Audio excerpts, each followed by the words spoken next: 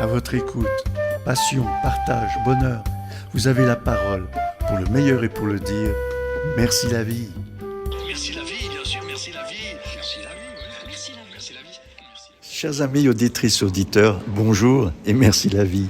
Je suis avec Nora Wolf. Nora Wolf, je l'ai rencontrée il y a quelques mois lors d'une assemblée générale d'une ONG qui s'appelle la Société internationale des droits humains. Je remercie d'ailleurs ceux qui m'ont nommé vice-président de cette organisation. Et puis on a passé un moment sympa, interactif, avec quelqu'un que je ne connais pas à cette époque. C'est donc Nora. Nora, j'apprends à la connaître, on vient de boire un café ensemble. On a même un ami commun qui est venu nous voir de l'ONU pour nous serrer la pince.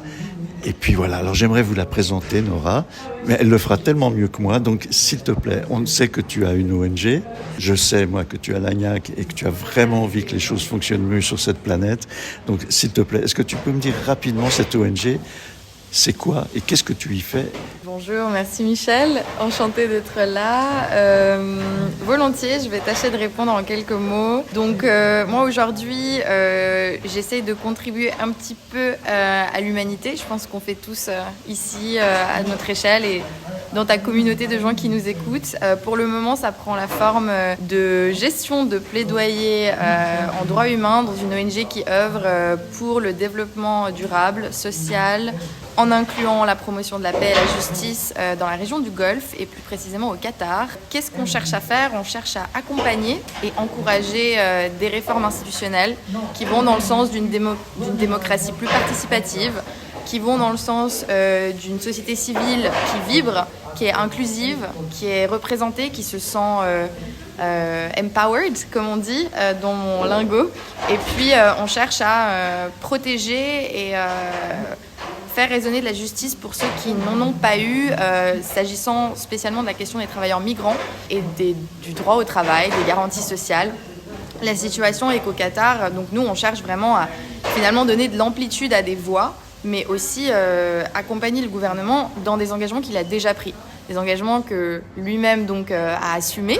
Nous on est là pour couvrir un petit peu, si je peux me permettre, les blind spots, les angles morts, finalement, en disant, OK, il y a ça qui a été fait, il y a ça qui a été mis en place, il y a eu toutes ces belles paroles, il y a des choses qui ont été lancées. Comment est-ce qu'on peut les concrétiser aujourd'hui ? Qu'est-ce qui manque ? Pourquoi est-ce qu'on a encore des manquements qui sont, à notre sens, urgents ? Des choses qu'il faut combler. Et donc là, on pense notamment justement aux garanties législatives, mais à leur implémentation pour les travailleurs migrants, qui représentent, encore une fois, pratiquement 90% de la force de travail au Qatar aujourd'hui. Et on le sait, et ils le savent, et donc c'est une partie de leur population en fait tellement importante. Et pour autant, on n'a pas encore pu trouver le moyen de leur donner la place dont ils ont besoin. Alors on quitte le on, et maintenant j'aimerais que tu mettes du tu ou du je. Ok, alors moi, Nora, je fais de mon mieux pour trouver la meilleure manière de faire résonner ces voix jusque dans les couloirs du pouvoir. Ok, donc je le fais sur un plan individuel et un plan plutôt institutionnel. Premièrement, du coup, moi personnellement, je vais aussi interagir avec des communautés et des personnes qui ont été des individus affectés, qui ont eu des expériences déplaisantes ou problématiques au Qatar. Je vais les interviewer avec tout le soin qui leur est dû.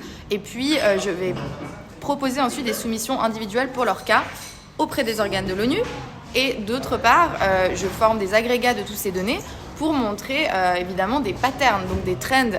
Quelles sont les vagues, qu'est-ce que ça représente en termes de données et qu'est-ce que ça représente de la réalité aujourd'hui au Qatar. À côté de ça, ça inclut beaucoup de choses, parler à des représentants de l'ONU, des gouvernements, leur faire part de nos recommandations qui sont basées sur des analyses politiques, juridiques, sociales de ces situations par rapport aux données qu'on récolte sur le terrain. Nora, dans notre émission Merci la vie, on a un petit rituel.